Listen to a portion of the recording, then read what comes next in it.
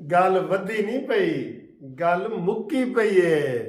लो रात ਨੂੰ जनाब ਜਿਹੜੇ ਇਕੱਠੇ ਤਿੰਨ ਬੈਠੇ ਸਨ ਨਾ, ਇਕੱਠੇ ਤਿੰਨ ਬੰਦੇ मानीमेंटल ते दाएं बाएं दो वजीर आला, और जनाब इख्तलाफ खुल के सामने आ गया, वड्डा इख्तलाफ आ गया और परवेज लाई ने धमकी दे देती है, धमकी।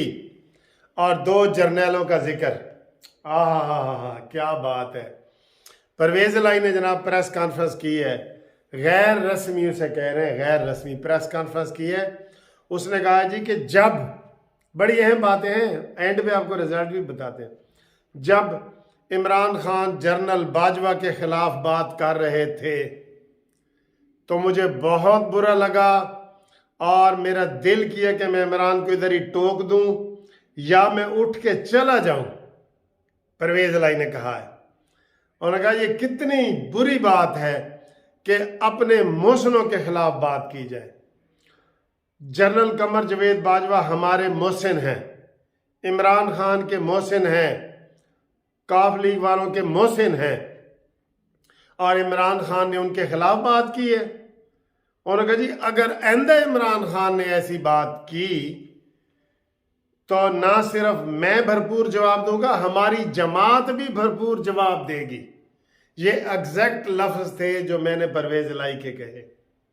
इसके अलावा उन्होंने कहा कि जनरल फैज़ हमीद को जब हमारी मुलाकात हुई तो मैंने कहा कि अब बाजवा का ये मकसद नहीं है, बाजवा साहब ऐसा नहीं चाहते।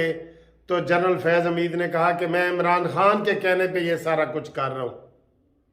और उन्होंने मजीद कहा, बड़ी बातें हुई हैं, बड़ी बातें हुई हैं, देखते जाएं।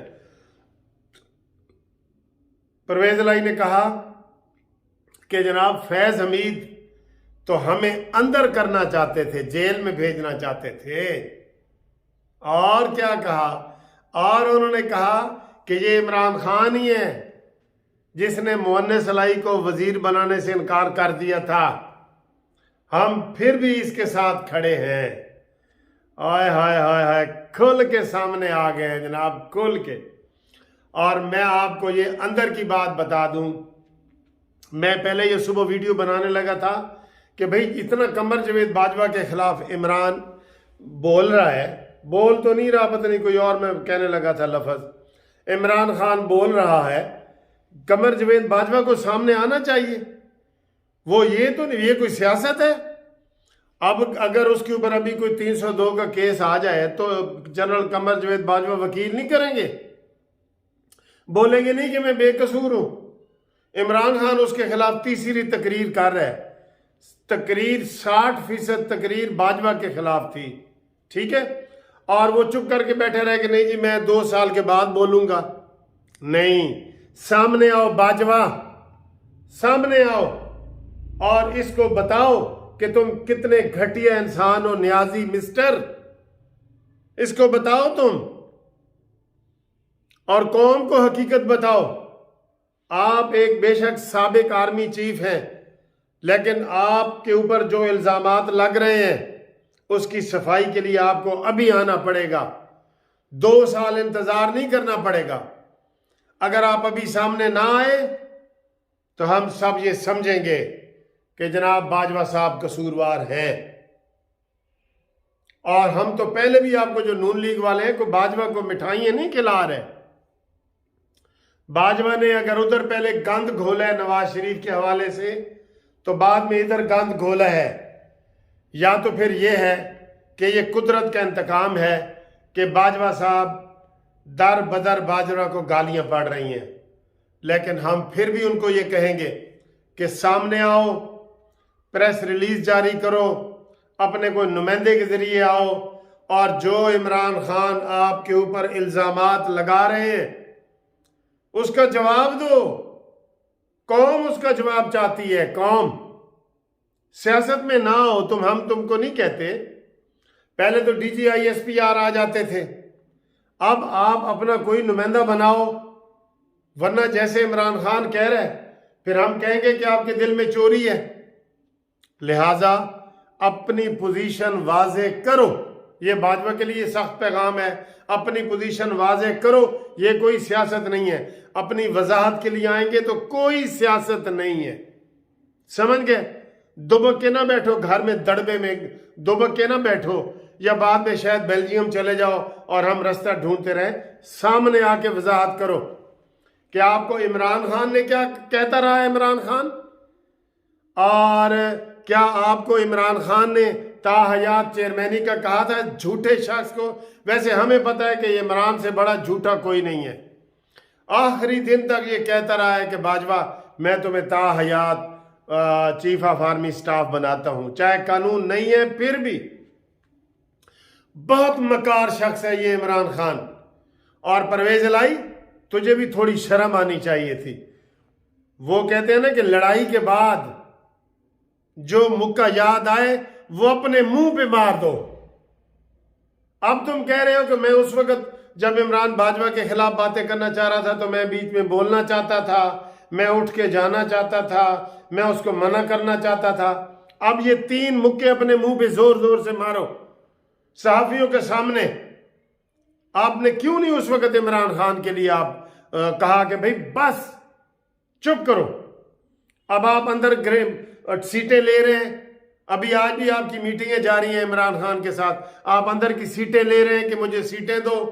तुझे सीटें भी वो ये देगा, ये इसे क्या कहते हैं, ये देगा। एक तो थम्स अप होता है ना, वो थम्स अप होता है, ये भी कह सकते हैं। और इसको क्या कहते हैं जी, इस अंगूठे को, वो ठुड्डा नहीं, इसको क्या कहते हैं बताएं जरा। ठेंगा, ये तुझे ठेंगा देगा, ठेंगा। एक बात दोस्तों, और असली खबर हूं मैं आराम नाल तुहानू दसना। लंबा साह ले ला, मैं गुस्सा मेरा गुस्सा खत्म जी। अब ये हुआ कि परवेज इलाही पहले बहाने ढूंढ रहा था। ये दूसरा पहलू है कि मैं इमरान खान नू ना किवें करां, आटा गुंदी हिलदी क्यों है, ये पता है ना सबको। और आटा गुंदी हिलदी क्यों ने, आटा गुनना है तो हिलना तो है अब परवेज इलाही ने, ये अंदर की खबर आपको बता रहा हूं, परवेज इलाही 23 दिसंबर को असेंबली तहलील नहीं करेगा। और उसकी वजह यह है कि तुमने बाजवा के खिलाफ बात क्यों की। आज उसने सारी बातें कर दी हैं, परवेज इलाही ने आज उसने बातें सारी कर दी हैं। ये वो अब ये देख लेना असी भी इत्थे हैं ते तुसी भी इत्थे हो। ये सीटों वाली भी अंदर की जो कहानी है मैंने आपको 10 दिन पहले बता दी थी कि परवेज इलाही 20 सीटां पंजाब असैम्बली दियां ते बाद पता चला भी 10 सीटां कौमी असैम्बली दियां ये लेना चाहता है। ठीक है, अब उसकी ये बयान दे के ना, उसने आज जो बयान दिया ये कि बाजवा के खिलाफ तुमने बात की, एडा बाजवे दा भी मामा नहीं लगता, चाचा नहीं लगता, अंकल नहीं लगता। ये अपनी कीमत बढ़ाना चाह रहा है। पहले भी इसने कहा था कि न्याजी हर चीज की कीमत होती है, तू ब्लैक मेलर है ना, हम तो इससे बड़े ब्लैक मेलर हैं, तू शेर है ना, हम सवा शेर हैं। हाय हाय हाय हाय, बहुत बहुत मजा आ रहा है सर जी। पॉलिटिक्स में बहुत, वो गेंद डी में दाखिल हो गई है। फुटबॉल और क्रिकेट का जमाना है, क्रिकेट में तो नहीं, फुटबॉल और हॉकी में जब गेंद डी में दाखिल हो जाती है ना, दिल की धड़कनें तेज हो जाती हैं कि किसी टाइम भी गोल हो सकता है, चाहे हॉकी दा होवे या फुटबॉल दा होवे। तो गेंद डी में दाखिल हो गई है, बहुत मजे की है। ख्वाजा आसिफ ने भी बड़ी जबरदस्त तकरीर है मॉन्यूमेंटल को कि इसने पाकिस्तानी मईशत को भून के रख दी है इमरान खान ने। ये कौमी मुजरिम है, यकीन करो ये कौमी मुजरिम है। ये पहले तो ये था ना कि इसको संसार किया जाए, संसार। मैं कहता हूं इसको, इसके ऊपर केस किए जाएं बहुत ज्यादा। पाकिस्तान की मईशत का भट्ठा बिठाने का केस, चाइना का दौरा खत्म करने का, चाइना के सदर को दौरा ना करने का केस, सी पैक को बंद करने का केस, घड़ियां बेचने का केस, तोशाखाने के सारे कहते हैं घड़ियां नहीं जी, हार, चूड़ियां, कांटे, बुंदे, टोपियां, हर चीज वेच के खा गया। और ਜਿਹੜੀਆਂ बिस्तर ते चादर नहीं बिछाई दियां वो भी वेच के खा गए। ये तो है सी चोर, उन्होंने नहीं पता। और इंज वेचिए ने उन्हें जिस तरह कहते हैं ना कि चोरां दे कपड़े डांगा दे गाज कहते हैं ना, इस तरीके से इसने बेची है। लेकिन ये डांग भी इन्होंने हमें दिखाई है, असल कीमत इसने वो लगाई है 6 अरब रुपए का सोना की कीमत, 1.5 अरब कीमत लगवा के इमरान खान ने 3 करोड़ और 1.5 करोड़ खजाने में जमा कराया, ते 6 अरब अपनी जेब में जमा कराया।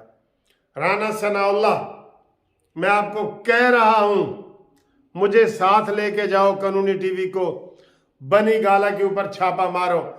अगर आपको डॉलर बोरियों में ना मिले, मैं आपको फिर बता रहा हूं, अगर आपको डॉलर बोरियों में ना मिले तो आप बेशक मेरा कानूनी टीवी बंद करवा देना। और मैं इससे बड़ी कोई खबर दे सकता हूं आपको, वहां बोरियों में पड़े हैं डॉलर। यार ये इतना बड़ा इंटरनेशनल चोर है ये। वो आप शाहरुख खान की फिल्म देखते हैं ना, वो कहता है 12 मुल्कों की पुलिस डॉन के पीछे है, लेकिन डॉन किसी के हाथ नहीं आने वाला।